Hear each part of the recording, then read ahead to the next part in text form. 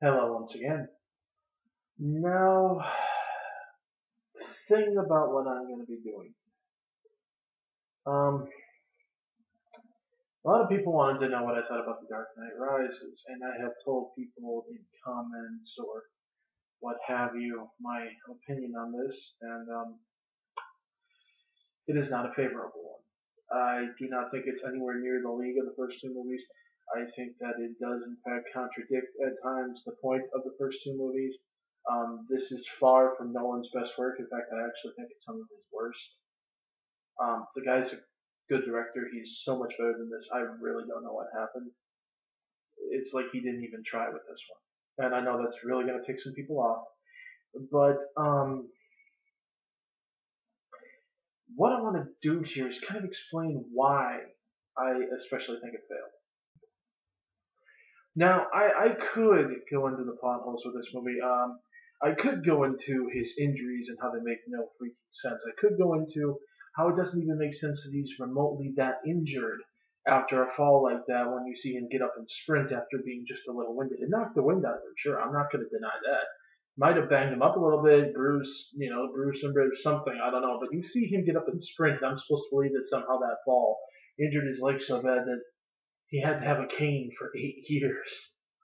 Okay, I'm supposed to believe that all these injuries happened. Shoulders were blown, elbows still hurt. He still has ribs. His ribs are still apparently sensitive. He still has swollen brain tissue. This is according to his doctor. And yet later on, he's able to get right back into the bat suit by putting on a leg brace because that means you don't need cartilage in your knee without the bones grinding against each other for some reason. Really, stuff that gets that ridiculous. The fact that oh god, they literally order every single cop in Gotham into the tunnels to look for Bane. The fact that Bruce, despite being more motivated than ever at the end of The Dark Knight, despite him literally doing the things that he said no one else could do, realizing that he's needed, that he can do the things that other people can't do, he can take on the burdens other people can't take on, just up and quits for 8 years because he falls into a depression off screen. Um, John Boyd literally guessing that Bruce is Batman because he was an orphan who smiled. Or the fact that he said Batman and him showed up at the exact same time. It's like Batman and Bruce actually showed up in Gotham quite a while before he started going out dressed up as Batman. Certainly before he made his first mark in the news with the whole Falcone thing. So yeah, how those two somehow correlated, I don't know. And yet we're supposed to just somehow attribute this to amazing detective skills or something. The fact that Bane's entire plan is quite literally to prove that Batman is wrong about Gotham, that it can't be cleaned up, it can't stop being corrupt, even though it already has been cleaned up and is no longer corrupt and all the crooks are out the street. The way he's going to do it is not by doing anything to really tempt the actual citizenry in and of itself by itself, but to go in there, cause chaos, and bust out all the prisoners, all the corrupt people that were locked up and put away, and release them back into society, which then gives him an excuse to blow the hell out of it. There's a long list, and I'm gonna link you to a list that I had made about that at one point. That's something else, though. I really don't want to get into that, okay? Because that's not why I'm here. I want to get a little more constructive. I want to talk about why they really shouldn't have tried to adapt The Dark Knight Returns in this. If they had stuck with Nightfall and No Man's Land, they probably could have had a solid movie. I'm not gonna lie, and it also could have continued, but for whatever reason, Nolan felt like it had to have a cap. He couldn't just let it go or let it be like some sort of ongoing, continuing thing where you can just get into the comics.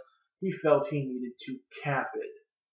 Now, in a way, I can understand why he'd want to do that, especially knowing that they're probably going to be rebooting it after this movie. But to me, that almost seems kind of selfish. it's like it can't be enough that he contributed to the Batman mythos. He felt the need to make it the Christopher Nolan Batman mythos. That's it. You know, the whole thing was supposed to be an origin tale for Batman, beginning, middle, end. Literally, the whole thing was conceived as an origin tale for Batman.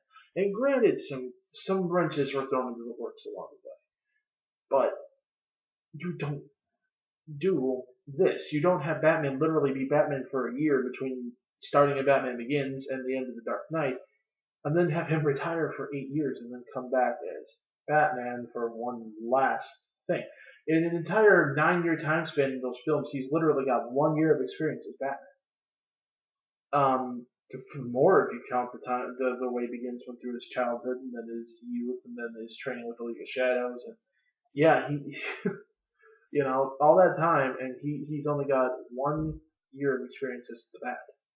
You know. But the problem here too is when they took the Dark Knight Returns, just based alone on how they ended the second movie, that alone, there's no way they could have properly adapted the Dark Knight Returns. Harvey Dent, Two-Face, very integral character in the first act.